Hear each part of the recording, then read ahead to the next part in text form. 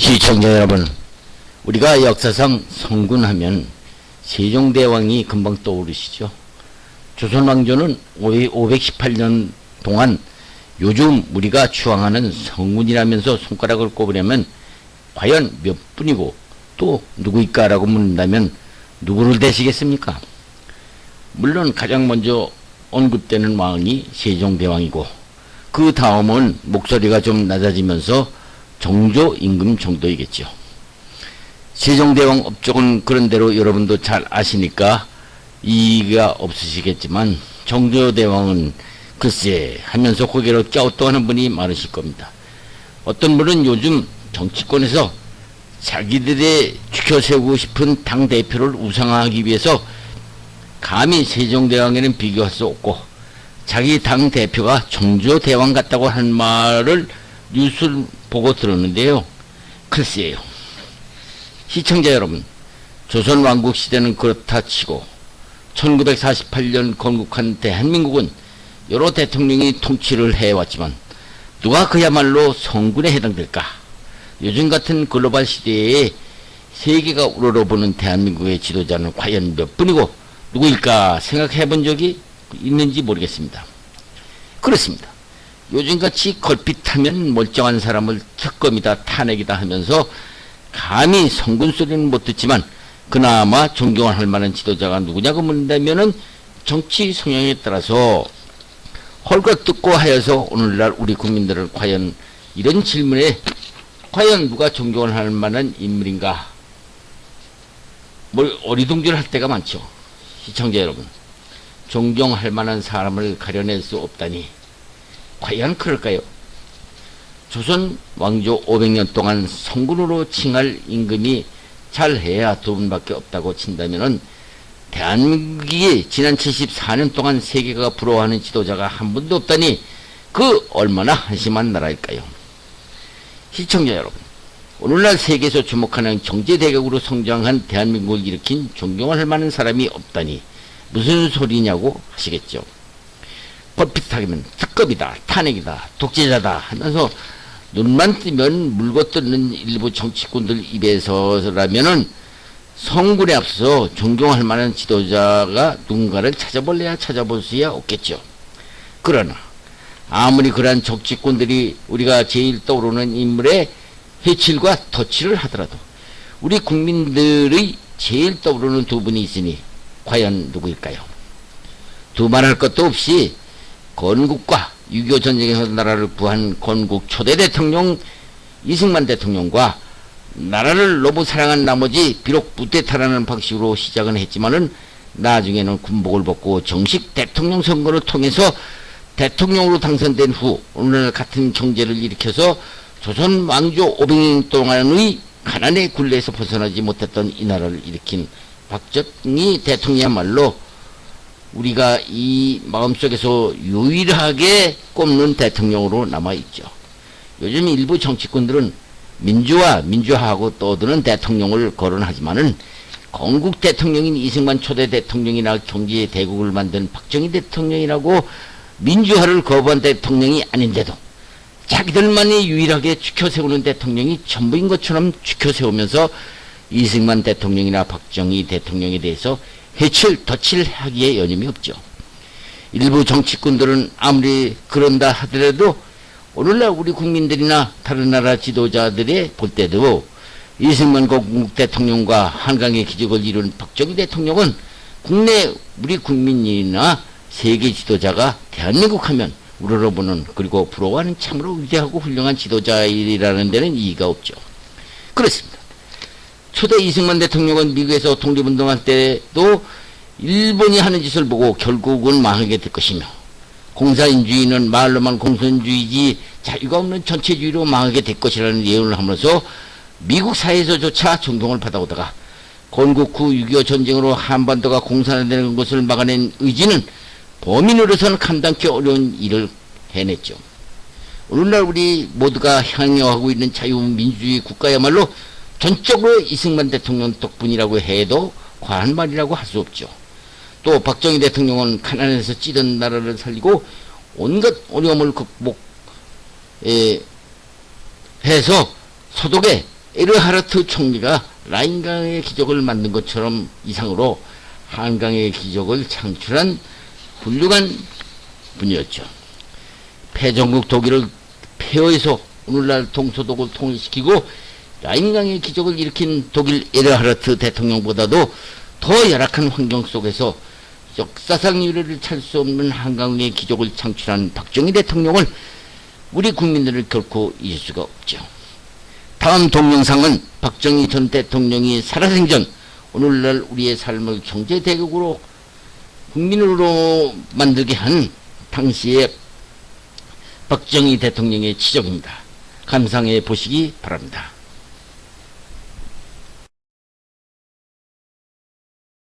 야당이 그토록 예산 낭비라면서 반대했던 경부고속도로. 박정희 대통령은 이 나라 가난의 상징인 농촌을 살리기 위해서 새마을운동으로 농촌운동을 근대화시키고 세계가 부러워하는 의료보험제도를 도입한다. 박정희는 정권이 바뀔 적마다 부동산 세금에 눈독을 들이는 요즘 정권과는 달리 국민들의 유일한 재산인 토지나 건물에 대한 세금에 내는 관대한 반면 급격한 경제발전으로 생긴 부가가치인 생산과 유통에 따른 부가가치세를 현실화하는 등 국민들의 재산 보호에는 관대하였다. 국민들의 주머니를 털어서 경제발전하는 것과는 달리 대통령 박정희는 애우로부터 차원을 얻어다가 기름 한 방울 나지 않는 열악한 환경을 극복하고 오직 가진 것이라고는 값싸고 질 좋은 노동력밖에 없던 현실을 이용 수출 입국의 꿈을 키운 것이다. 박정희는 야당들이 독재자라는 비난을 받아가면서 이른바 조국 근대화라는 노후진국에서 그의 경제개발 구호였던 연도별 경제개발 5개년 계획은 외국으로부터 온 기술을 빌려서 공업 입국을 하겠다는 것이 꿈이 현실화된 것이다. 박정희 5개년 계획, 그것은 무엇이었던가? 그것을 잠깐 살펴보자. 1차 5개년 계획 기간은 전력 및 에너지 확보와 사회 간접 자본의 확충이었다.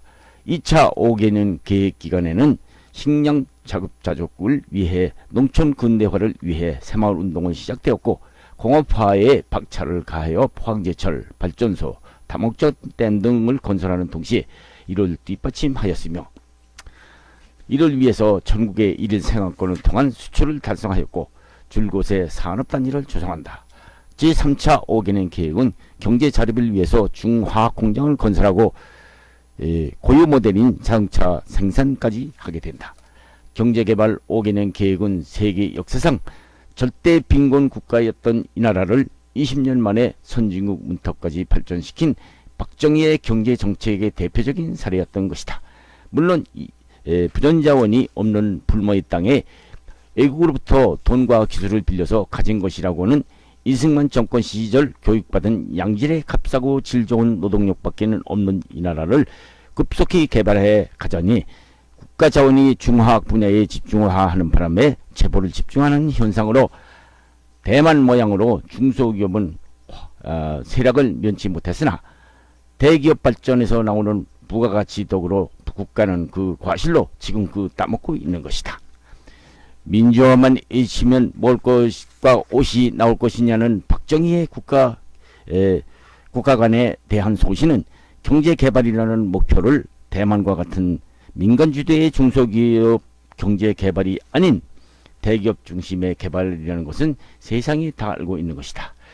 관주도 하에 가장 모범적인 경제개발 절차와 과정은 후일 공산 독재 국가인 중국 공산당을 위시하여 홍콩, 싱가포르, 말레이시아, 태국, 인도네시아까지 박정희의 경제 모델을 모방하였다는 미국의 아시아 지역 정치 경제 전문가인 미 하버드 대학교 교수 윌리엄 오버홀트의 논문이 그를 증명하고 있다.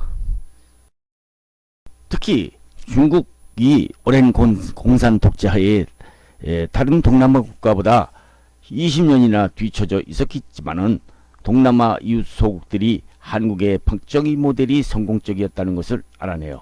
중국의 새로운 지도자 등소평은 쥐를 잡는데 흰 고양이면 어떻고 검은 고양이면 어떠냐는 흥묘 백묘론을 내세워 적극적으로 한국 박정희의 경제 개발 절차와 과정을 학습하려 하더니 지금은 세계 경제 대국으로 성공한 것이다.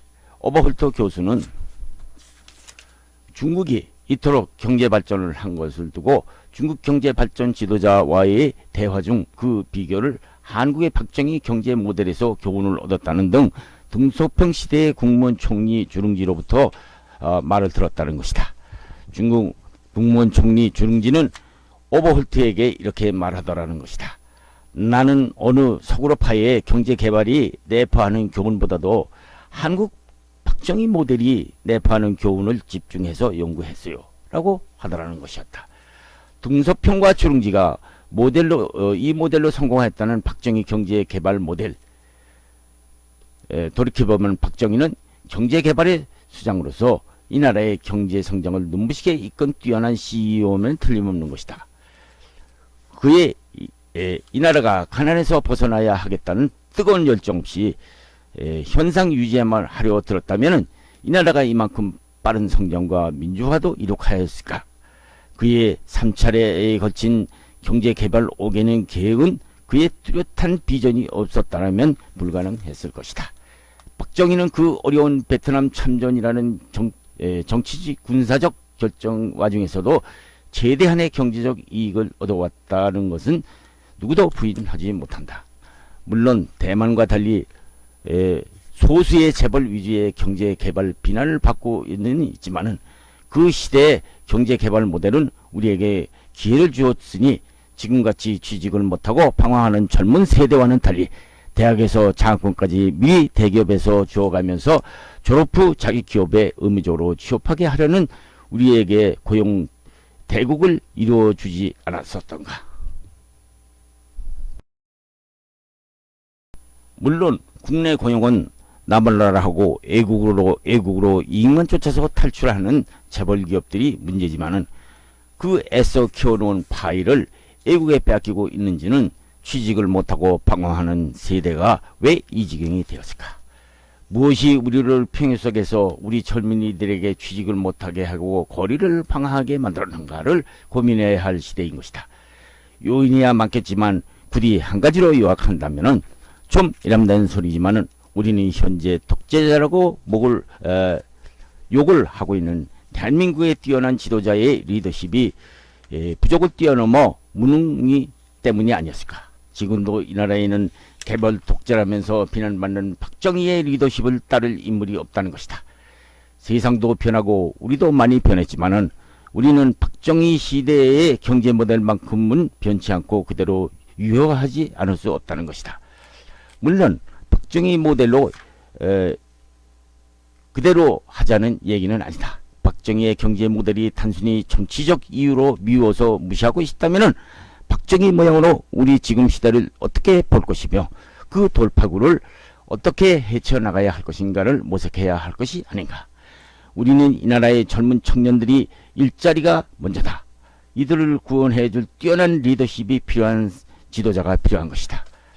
모든 것이 기계화 전세화되는 디지털 시대에 인간이 소외되는 이 시대에 정치인들은 말로는 사람이 먼저라고 하면서 사람을 멀리하게 하는 인간 기계화 시대를 만들어 모든 고용 기회를 박탈시키고 있는 것이다. 전철도 무인 운전 시대, 자동차도 무인 운전 시대가 오고 있다.